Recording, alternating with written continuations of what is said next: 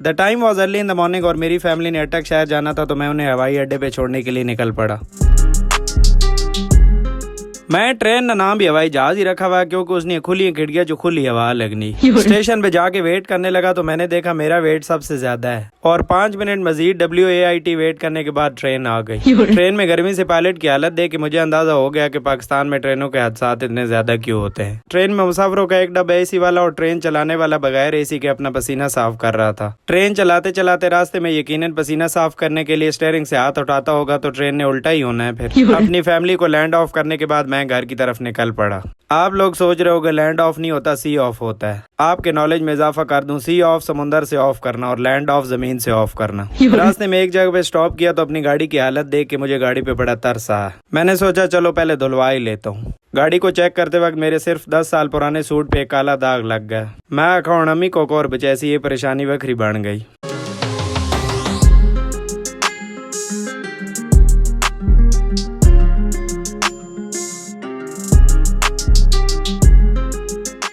गाड़ी सर्विस करवाने के बाद सर्विस स्टेशन वाले ने 300 मांगा, मैंने उसे 150 दिया क्योंकि अगर इन्हें ज्यादा पैसे दे दो तो ये लोग फजूल खर्ची बहुत करते हैं और आजकल के इस महंगाई वाले दौर में तो वैसे भी फजूल खर्ची से परहेज ही करनी चाहिए। पिछले साल शदीद सर्दी में ना नहाने की कसम तोड़ के इस साल शदीद गर्मी में नहाने का फैसला किया। इतनी शदीद गर्मी की हालत में अमीर आदमी AC लगा के गर्मी दूर करता है और गरीब कपड़े पहने हुए नहा के पंखे के नीचे लेट जाते हैं। गरम सरो धो के बीमार होना, जडेजे बस 150 पे होना और डॉक्टर दे के मोड़ आना।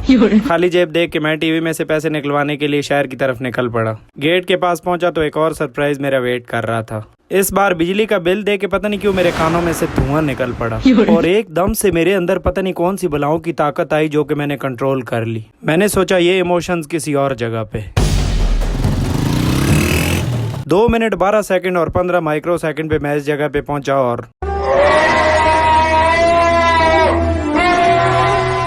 एज अ कॉम हम लोग इतने बेहस हो चुके हैं कि पेट्रोल महंगा, बिजली महंगी, जो कुछ भी महंगा हो जाए हमें इससे कोई फर्क नहीं पड़ता। सफेद पोश आजकल वही लोग रह गए जिन्होंने कपड़े सफेद पहने हुए, बाकी सारे काले पोश हो गए। Most of the services given by the government are full of unexplainable taxes और स्पेशली बिजली के बिलों में ये सारे टैक्सेस की आज तक मुझे समझ नहीं आई कि ये किस किस चीज की टैक्स हैं और हम लोग क्यों दे रहे हैं। किसी दौर में इस स्क्रीन को हम लोग एज अ टीवी यूज करते थे लेकिन आजकल इसमें से पैसे निकलते हैं। मैंने अपने बटुए में कुछ पैसे रखने के लिए इस मशीन में से निकलवाए और घर की तरफ निकल पड़ा। रास्ते में एक बेकरी में मिठाई देखी तो मुझसे रहा नहीं गया और मैंने उसे कहा मुझे किलो मिठाई चाहिए लेकिन उससे पहले चेक करवाओ। उसने चेक करवाई। मैंने कहा इसमें नमक थोड़ा कम है, मैं अगली बार ले लूंगा। मैं घर वापस आया और दोबारा तैयार होके फतेहजंग शहर जो हमसे तकरीबन 45 किलोमीटर दूर है, तो अभी शाम का टाइम है और हमने जाना है एक मेला देखने के लिए। रास्ते में निकलते ही मैंने 500 रुपए का पेट्रोल डलवाया।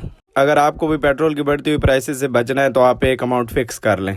जैसे मैंने 500 रुपए की अमाउंट फिक्स की हुई है। इससे पेट्रोल महंगा या सस्ता हो जाए मुझे कोई फर्क नहीं पड़ता। मेला दिलों का। तकरीबन 30 किलोमीटर का लगातार सफर करने के बाद मोटरसाइकिल की सीट के साथ साथ हमारी सीटें भी थक गईं। इसलिए मैंने सोचा एक एक कप चाय का मार लेते हैं। चाय का कप पीने के बाद हम लोग अपनी मंजिल मकसूद की तरफ चल पड़े और 10 मिनट में पहुंच गए। वहाँ पे मेरे मामू जान जो कि इसी शहर में रहते हैं एज अ प्रोटोकॉल ऑफिसर मेरा इंतजार कर रहे थे। मैंने उन्हें ढूंढ के एक दुकान के सामने मोटरसाइकिल खड़ा किया और मेले की तरफ निकल पड़े।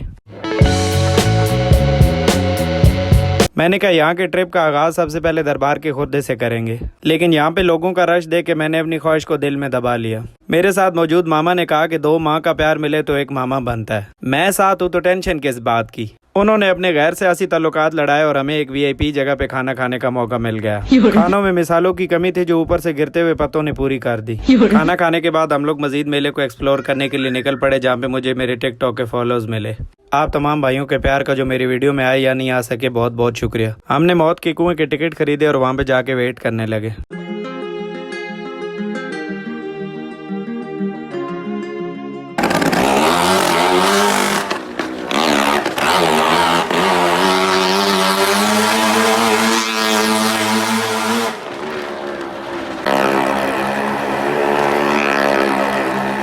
इस बंदे ने 3 मिनट में वो शुगल दिखाया कि मैंने मामू से पूछा वैसे यहाँ पे बाथरूम की सहूलत भी होनी चाहिए।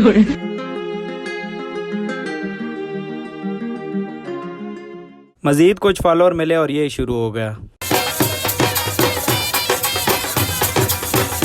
ये मेला साईं हजूर हुजूर के दरबार तहसील फतेहजंग जिला अटक में हर साल मुनाकिद किया जाता है, लेकिन पिछले चंद सालों में दहशतगर्दी की वजह से इस पर पाबंदी लगा दी गई थी, जो कि अब हालात नॉर्मल होने के बाद खोल दी गई है।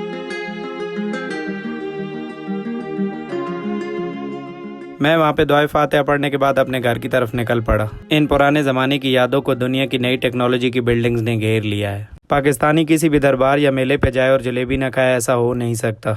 मेरे ख्याल में हमें किसी भी दुश्मन को तबाह करने के लिए टेक्नोलॉजी की ज़रूरत नहीं है, बस उनके फूड मेन्यू में जलेबी ऐड कर दो, वो खुद ही शुगर, हाई कोलेस्ट्रॉल और दिल की बीमारियों से मरना शुरू हो जाएंगे। अल्हम्दुलिल्लाह मेरा मोटरसाइकिल आधा घंटा अनअटेंडेड खड़ा होने के बावजूद वहीं पे मौजूद था और मैं उसे लेके निकल पड़ा। रात का अंधेरा और मैं अकेला। महफिल में तेरी हम ना मिले जो गम तो नहीं है, किससे हमारे नजदीक। Thank you so much for being a part of the video and I will see you in the next one. Share, like and subscribe if you like my videos.